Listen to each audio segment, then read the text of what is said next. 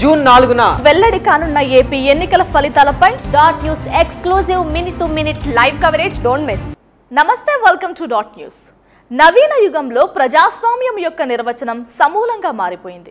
ప్రజల కొరకు ప్రజల చేత నడిచే వ్యవస్థ ప్రజాస్వామ్యం అనే వ్యక్తీకరణకు కాలదోషం పట్టింది.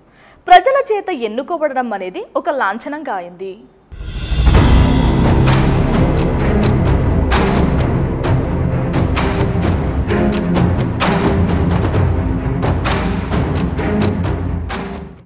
పార్టీలు ఎప్పుడు గొప్ప లక్ష్యాలను చెప్పుకుంటూనే ప్రజల ఎదుట నిల్చుంటాయి.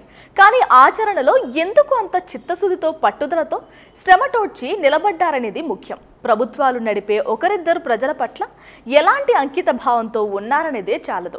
ఇప్పుడు మనం రాబోయే 5 ఏళ్లలో రాష్ట్ర భవిష్యత్తును గమనాన్ని నిర్దేశించే పరిస్థితుల్లో ఉన్నాం.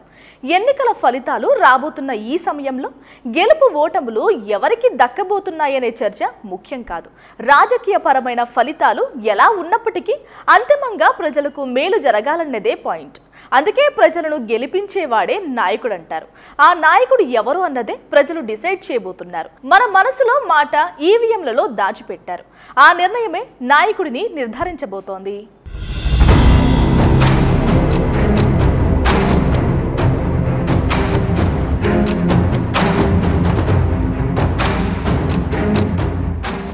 Please subscribe dot news.